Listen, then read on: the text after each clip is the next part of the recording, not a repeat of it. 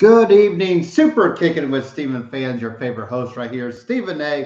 1181, kind of riding solo today as we kind of get caught up on all the events that happened at WWE SummerSlam and talk up a new championship in AEW and getting caught up on what happened on AEW. So we're going to kind of bypass Raw, SmackDown, and NXT today just because SummerSlam just happened. We'll get back to everything in 2 weeks. So next week we're completely out. I am doing stuff in Chicago. I will share more on that live at the Facebook page. So kind of join us there for all that fun information. First off, let's just kind of get right to it. If I can bring up the slide, there it is. Old news. So that's right. Last night was WWE SummerSlam. As you can see, some of the match results right there for your viewing pleasure. This was one of those shows that I wasn't sure, how much fingerprints Triple H would have on it. And guess what? Right off the bat, he had his fingerprints on it. I don't know if his whole paw prints were over everything, but you can look at the beginning. So Bianca Belair defeated Becky Lynch to retain the Raw Women's title. And all of a sudden we saw a handshake between Becky Lynch and Bianca Belair. And, a little hug to kind of, let that happen. Then all of a sudden we hear some music. It's Bayley. Bayley is finally back. Thank the heavens. We've wanted her back. We've needed her back, especially, I think, on Raw. And, now we see her back. And Dakota Kai is back, who just got released, I believe, earlier this year. So Dakota Kai is back. And Io Shirai, now going by Io Sky or Io Sky, will be part of this trio. So Dakota Kai, Io Sky, and Bayley are our new kind of, heel faction that looks like they'll be going after Bianca Belair. Becky Lynch stepped into the ring. By the way, a really great match from Bianca and Becky. I thought we saw some stuff from Becky that we haven't seen in, ever, ring-wise. And the kiss of death on the outside was really strong by Bianca. Some good stuff there both ways. And, just really set the stage for how this evening would look. Logan Paul defeated The Miz. Some things here. We did have Maurice out there. We had Ciampa out there. AJ Styles takes out Ciampa to kind of even the odds. Logan Paul gets the win with the skull-crushing finale on The Miz. I don't think things are done there, and we'll see where they go next. I don't know if maybe we'll get a tag team match or Ciampa and AJ Styles will kind of move on to their own program, but it does not look like things are done there yet. Bobby Lashley defeated Theory. Man, it's we talked about this yesterday with Greg, and I don't know what they're doing with Theory right now. I do think he's going to lose that briefcase. I think he's not going to win the titles. There's a lot going on there, and it feels like he is definitely, kind of headed for a soft reset, if that's the word. But he loses to Bobby Lashley, obviously, and we'll kind of see. I think Lashley doing an open challenge, the next few weeks. Maybe lean up to Cardiff to see who can challenge him is a good idea, and we'll kind of go there. So Big Ben is in the chat. Thank you, Big Ben, for joining us, and glad to see you here. Kind of riding solo, so we'll probably give you a good 30, 40 minutes of talk tonight, and then you can kind of be on your way for the rest of your Sunday evening. Next up, the Mysterios defeated Finn Balor and Damian Priest at the Judgment Day. Edge came back kind of with the Brood music. So, I wonder if maybe he's going to be using that forward or, will they kind of have him, kind of playing that up? And, who do we get on the Judgment Day side? Does Rhea just step in there? Is that the even size, 3-on-3? I think for Cardiff, you probably do Edge and Finn just with, the European aspect of it. Finn is obviously, Irish lad kicker. So I think, him and Edge will be a fantastic match. Finn had some great comments talking about the Demon character. And maybe now with Triple H in charge, maybe he can have more creative control over the Demon persona and what that would mean. So, not a bad match there. Nothing really to write home about. I thought, I still think maybe Dominic needs to leave, Ray soon and kind of see what he can do on his own. But it doesn't look like that might be anytime soon. So Pat McAfee got a good win over Happy Corbin. Once again, I think McAfee looks completely solid in the ring, and he just keeps selling it. So, there was a little, look between him and Corey Graves, and, sign me up for that. I think that'd be very interesting to kind of go that route and see where we can go there. How about the Usos and Street Profits? Really fantastic match. It was a little slow at the beginning, but that's how these matches go. The crowd got into it towards, the middle and the end. Jeff Jarrett, has to count the 3 for the Street Profits. So, what about this? How about if Edge comes up with Bray Wyatt? Yeah, that is very interesting. Where could that go? Bray Wyatt is going to be my topic of conversation later on in the show. As far as I want to talk at the end of it in my last call segment about where Triple H should go. He made some good moves last night, and where else could he go to keep signing people and bring people back? But Edge and Bray Wyatt could be an interesting pairing, and that could kind of give their own dynamic. So maybe you have them.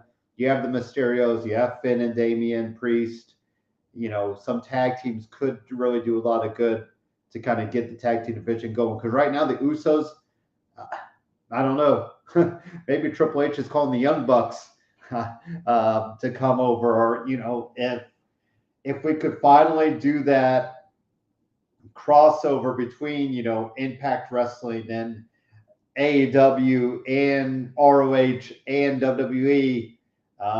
We can maybe do some cross-promotion tag team matches, because right now the Usos are on a plane by themselves. There's no really believable team to come after them right now. So that's why I thought the Street Profits really could have benefited from winning last night, and I'm very surprised that we didn't pull that win off. Even if Roman retained, which he did at the end of the night, I don't know. It just very interesting that the Usos keep winning, because, like I said, if eventually it's going to be tough to find somebody that could really go on par with them. So Riddle and Seth freaking Rollins just kind of gone to a wild brawl. This is definitely Triple H's call, you could tell, because this kind of made me think back to when Seth Rollins interrupted TakeOver, calling out Triple H. So, what is this?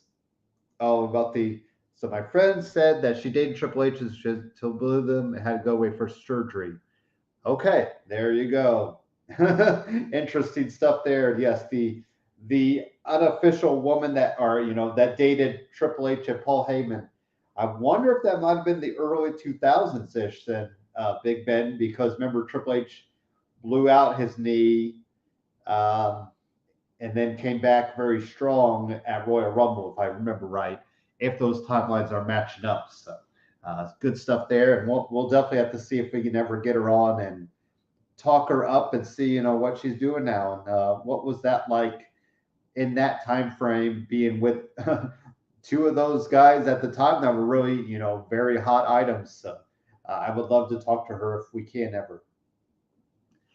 Seth Rollins, though, and Riddle, I think Monday night we're going to see either, I think you open the night with them, or I think you might close, maybe we could close the night with them and, just have it unsanctioned, or, give it some different stakes to, give it something different there. So Liv Morgan defeated Ronda Rousey. The whole story here was the arm. Liv really played up that arm, being hurt. And Ronda, the finish obviously leaves it back for Ronda and Liv to go at it again. I don't know if they'll go at Clash of the Castle, if they go beforehand, or Ronda Rousey, did take out a referee, kind of went crazy, almost started the heel turn. So you wonder if maybe they just write her off for some time, maybe to Extreme Rules, and then that way you could give Liv some other contenders in the meantime. And so the finish here was Liv was in Ronda's clutches, like, she had Ronda pinned to the mat as well. So there was a count of 3, and in the middle of 2, there was a tap out by Liv. So that's why we kind of get that. And, we're still kind of going there. I could go again at Clash at the Castle. And I still wonder if maybe Ronda wins there. But I think I would still love to see Liv kind of keep rolling. But we shall see. And finally, how about this last man standing match? I thought Brock and Roman really brought it. There was different, things used. Who in their bingo card had a tractor being used to dump Roman, to lift up the ring as well. That is one of the craziest spots I believe we've ever seen in wrestling. We've seen the ring falling down and explode, imploding a few times. We've never seen the ring picked up. We've seen the ring kind of taken apart to show the wood, to, show the foundation of it. We've seen the outside pulled apart. We've seen the announce tables. We've seen people duct tape. John Cena, Batista comes to mind, where he couldn't get the end, the count. But this one, they just piled the trash on top of Brock Lesnar. And I definitely think this is Brock Lesnar's swan song. Maybe he comes back at Mania, but if he's not back, man, what a great run to kind of finish up things. And we talked about this once again yesterday, kind of going back to it, but Brock Lesnar's last run here really, was just a fun run for him. You could tell he was into it. I think he was enjoying himself, and what a way to go out. And Roman is kind of, he's like the Usos, like who's next for Roman? It is Drew. And I still think, you probably do have Drew pick up the win, but you may want Roman to keep rolling. So I think the feel-good story, though, has to be Drew McIntyre getting the win at Clash at the Castle. And I hope we go that route. So some good stuff for SummerSlam last night. Like I said, I think some of Triple H's creative control was there. I think Clash at the Castle, we'll really see, where Triple H's influence is starting tomorrow, starting SmackDown. It's definitely a trend in the right direction, as they say, with those things. Next up, how about this? We got trios titles finally announced for AEW. And if you've been watching Being the Elite, if you've been paying attention to the little signs, the Young Bucks and Hangman Adam Page, they make the most sense for this. On the other hand, my heart would love the Best Friends to get it. To see Chuck Taylor, Trent, and Orange Cassidy win something, finally earn some sort of title. So those are my top 2 trios right now. I think I'm leaning towards probably making the most sense for the Young Bucks and somehow reuniting with Hangman Adam Page to win these on the way to there. I don't know how that happens. I'm not the writer of that, but that's, how I kind of see that playing out. And it's one of those titles, it's interesting because there is 6-man tag team titles or 6-man titles in Ring of Honor. So will these unify with the AEW titles, kind of to give us one title both brands? I probably would assume that's the best way to go with that. But cool to see a title like this. WWE could look at that as well. I think we got plenty of 3-man options that you could kind of run there. So that's kind of the big news there. Let's take a quick commercial break, get into some AEW talk, and get some closing comments. And then, like I said, we're just kind of doing a short and sweet episode today, riding solo. So I don't want to talk your ear off with all my comments, and we'll get back to full brand in 2 weeks for your viewing pleasure. So Rogue Energy, and then we'll get right into some AEW talk.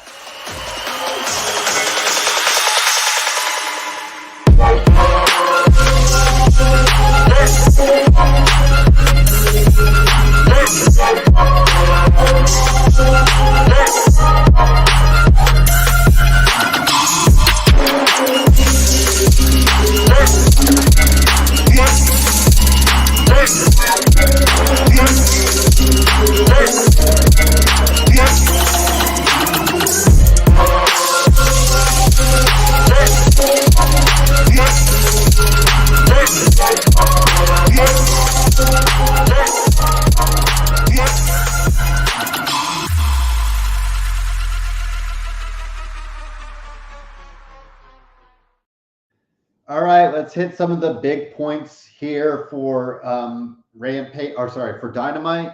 Let's go at the end because I think this is the biggest win of Daniel Garcia's win. I think this is why Bryan Danielson came to AEW as well, to really put over guys, get some wins himself, but really do a lot of good for the wrestling world by putting over people. That's why CM Punk came as well. And, does Bryan Danielson ever win the world title? I don't know. I don't think so, honestly. And I think he's okay with that. Maybe winning a Ring of Honor title now, just with his ties to that would be something. But Daniel Garcia got a good win over Bryan Danielson because we've been waiting, for Garcia to kind of pick up something that really signifies him going in the right direction. So that was, a big moment. Thunder Rosa pick up a good win there against Miyu Yamashita, where Yamashita defeated her in Japan, kind of got the upset. So there you go. Then kind of going back to the beginning, Jon Moxley keeps rolling along. He beats Roosh. Chris Jericho comes out and says, "Hey, I want a title shot at your interim AEW World Championship." And we will see on Rampage that Wheeler Yuta kind of called out Chris Jericho on that end. And Jericho and Wheeler Yuta will go at it. Jericho loses this Wednesday. He loses his title shot at Quake at the Lake, which is the week after. So we'll kind of see how that plays out. There was a lot going on here next with the FTW Championship, but everything did something for every person. So first we had Ricky Starks defeat Danhausen. No surprise there. And then, we brought it up last week. Does Hook get involved? Because is Jericho ever going to give it up? Big Ben, yes. I think this is kind of the last run. I think that's why he's, saying he wants a world title. I think next year we don't see him much at all. Yeah, and that's a good idea. That's a good statement as well. I don't know if he does it for anyone anymore. I really don't. I mean, the barbed wire everywhere match just looked horrible. He just looks steps. There's times he looks okay, and then there's other times he doesn't look as keen as he used to. And is it one of those things where he's just not? Is he pulling I don't care about this feud, so I'm just going to move on, or I do care, so I'm going to step it up. It just, I don't know. He's Jericho. Yes, he's one of the good, greatest in-ring wrestlers and just one of the greatest characters for all the different incarnations he's created. And then, you just kind of move on, and he's kind of losing it. I wonder if people are losing their their respect for him too. It just feels like things are going downward for him. So it's one of those, father time catches up with you, and you got to answer that call sometimes. So I do think Jericho-wise, like I said, I think we'll see him a lot this year, and then next year, maybe here and there, if that, So I agree with you. Probably gonna have to give it up soon, in the words of Rick Astley. So he never is going to give it up, but he probably needs to give it up. So FTW Championship, though, this is where I think things really set the stage. So Hook wins the title off Ricky Starks. A really cool moment because you have Taz, who created this title. You have Hook, who is Taz's son, wins the title. You have Ricky Starks ask for microphone time after the commercial break. You have Powerhouse Hobbs out there. He takes out Ricky Starks. That sets up Ricky Starks as a babyface because I think that's where people want to see Ricky Starks. I brought a lot of the Young Rock aspect of Ricky Starks, and I think that's kind of where we see that going. So now you have Powerhouse Hobbs as a heel on his own. You have Hook with his dad, probably with the FTW Championship. You have Ricky Starks on a face run, and you split up Team Taz because you probably needed to. So I think everybody's going to benefit from that. Sammy Guevara defeated Dante Martin, so Tay Conti was on there. Sky Blue was out there. Anna Jay was out there. Ruby Soho comes to make the save with Eddie Kingston and with Ortiz. So we'll probably get some Sammy Guevara, Eddie Kingston action here. And yeah, and it is what it is there. Inner Circle, Jericho Jericho Appreciation Society and this faction of Eddie Kingston needs to move on. That's run its course. Jungle Boy talked, set his stage for where he wants to face Christian. Do you hold that out to All Out? I think you can, and let Jungle Boy get a good win there. So, and then we also saw Tony Nese and one of other Mark Sterling's clients. I forget the name now, but looks like they're going to go after Swerve Strickland and Keith Lee. So that was Dynamite in a nutshell. Some things on Rampage as well. So Orange Cassidy, Best Friends got a good win. Once again, they're my second choice for the inaugural AEW Trios title. I think that would be awesome if they actually won it. I don't think they will, but hey, it'd be awesome. How about Ethan Page? Now that Scorpio Sky's on the IL, the injured list, does Ethan Page decide to get some shine? Even though it was interesting that some people have caught when he was going for kind of his Razor's Edge move, he said, I hate this place, or I don't want to be here. And that's interesting. Does Triple H get on the phone and say, hey, do you want to come over here and do some things for us? But I don't know where Ethan Page is going right now. And, I think by himself he could do something, but we'll see. Lee Moriarty picked up a big win over Matt Sydal. We'll kind of see where Lee Moriarty goes there. And how about Anna Jay picking up a good win on Rampage? So Anna Jay finally getting some shine and moving the right direction with the pairing of Ty Conti back. And, once again, I brought up the idea of now that they've announced AEW Men's Trios Championship, do we get a AEW Women's Tag Team titles, kind of even that side out? So that's all I got on AEW right now. It's kind of slow moving towards All Out. I don't know who Jon Moxley, it's one of those things. Usually AEW is pretty good about setting kind of that picture of where things can go. And right now, I don't know who's going to face Jon Moxley. I don't think CM Punk's ready to go. If he is, then he's going against Jon Moxley and he wins in Chicago at All Out. And, we move on from there. But right now, it's hard telling. So let's do another double commercial break to kind of get you things finished up with my last comments about Triple H and Creative Control, and then we'll get you on your way for the evening.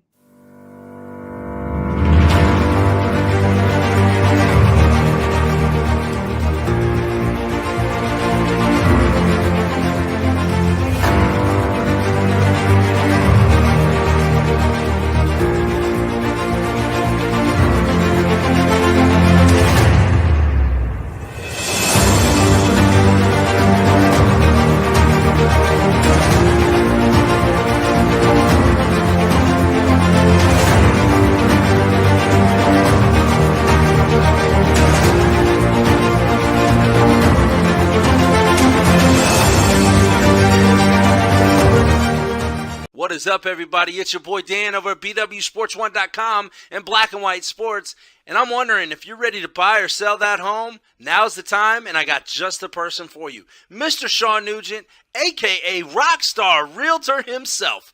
317-503-8322. Put that home on the market. Get into your dream home with this man. Talk to Sean at Talk to Tucker today, 317-503-8322, and make sure you tell him the boys over at BWSPORTS1.com sent you. And finally, so last call time. We brought this up yesterday about what should Triple H's kind of, first decisions be moving forward. And I love the picture that, was tweeted out by Triple H here. I mean, this is a big picture. Him, looking over tryouts and, him having that pen to paper on what creatively should go ahead. And I think last night you saw the first overtures. Bayley, Dakota, Io in a faction together, whatever they'll be named is fine. But that's, bringing back Dakota Kai and calling up Io Shirai is a big splash. The biggest business now is what to do with Sasha Banks and Naomi. Whether it's really, release them or get them back. We need some sort of closure to this. If they get released, they do. That's the thing. It is. I hate saying it is what it is because that's the horrible catch-all phrase. But I think this is one of those things. This has got to be worked on right away, and either see what they want, work to see if we can make that happen, or unfortunately release them and let them go. I mean, it just can't sit there in the air. And then Big Ben did bring up Bray Wyatt. I want Bray Wyatt back. I do.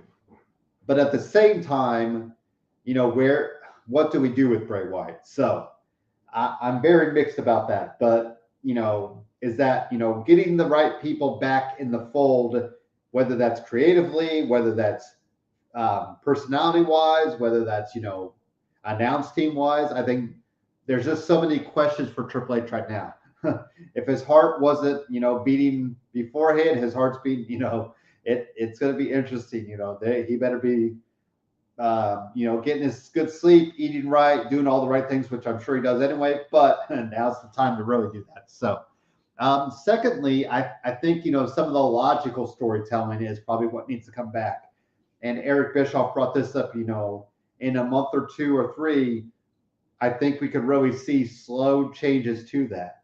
I thought there was some, last night, I think everybody, kind of agreed with decisions, booking finishes and stuff like that. And, just where guys should go, girls should go, next. So that's the other thing. And, maybe I would like to see an overhaul of, Raw and SmackDown production wise. I don't think we see that yet. I think that's when TV contracts come up, and do they switch networks or maybe resetting there. But, what would be awesome is if Triple H brought back the individual pay-per-view sets, really setting those apart from Raw and SmackDown. We don't need the same setup for every pay-per-view. So those are my big things. What you can write your own things if you're interested in that aspect. But, those things, I think, who to bring in, where to go with those signings, who to, maybe let go, which is a hard decision. But what is this? Triple H needs to get help from Vince. I see why you say that, Ben, but if that gets out, I mean, everybody's going to be like, well, why did Vince retire? So that's where I'm like, he almost needs to maybe keep Vince on the bat signal phone if he needs it. But I think this is all Triple H's baby. This is him, Stephanie, Nick Khan really working together as a trio. And, he said he wants creative input from everybody. It is one of those things, though, like AEW sometimes, where you have too many voices trying to come at him. And that's a downside as well. So, I think talent coming to you every once in a while, or, kind of maybe setting the stage for where they want to go here and there. And then, maybe speaking creatively with a small group of people, a very small group, is fine. But if he gets any help from, if it's true, all Triple H will sink like the Titan.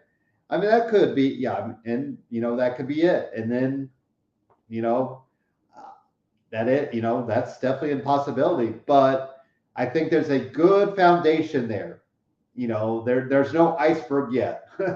So, if these signings fall apart, or, the wrong people get hurt at the wrong time, if Roman's truly gone, I mean, there are things, yes, out there that could happen. Maybe Triple H, can't do it. Maybe that's it too. So there's definitely any downside to this, but I think he really is ready for that, job. I mean, he's been, kind of in the weeds for this for a long time. I mean, even if you look at the beginning of his career, he stated he'd always kind of sit in on meetings and, kind of take in what he could, especially sounds like in the early 2000s. So we'll see. It's all him now. It's all him, Stephanie, Nick Khan really running the ship. So that's really all I got. And you want to have That would be I think that would have been interesting last night, Big Ben. If we could have got, I think The Rock needs to show up soon if we're building towards a Rock and Roman. If that's going to be that's probably needs to be your big WrestleMania Night 2 in LA match. Night 1 can be whatever featured feud you think should be it. But Night 2 has to be Roman and The Rock. I mean, there's no other way around it. You get that out of the way, The Rock can come back in 2024 into the Hall of Fame and wrap up his career. And, we're good there. So that's really all I got. Like I said, kind of keep it short, sweet, to the point today. We're off next week, so we'll be back in a week or in another week. So back in 2 weeks, back on Sunday night, kind of moving ahead towards AEW's All Out, which is in September. I believe we have NXT Heat Wave into September, and we'll have Clash at the Castle in September, all the same weekend. So that's going to be an awesome Labor Day weekend, a really good way to wrap it up. So thanks, Big Ben, for joining us as always. If you ever, we're going to figure out a way to get in touch somehow. I'm going to maybe put my email in there one day, Big Ben, for you, and you can email me so we can figure out a way that we can just bring you on camera-wise and see the face behind Big Ben 316, and definitely get in touch with the friend that and we can bring her on and see what she's all about as well. So thanks for watching. Enjoy it. And enjoy the day and enjoy the Sunday. That's what's left of it. So have a good night and talk to you guys later.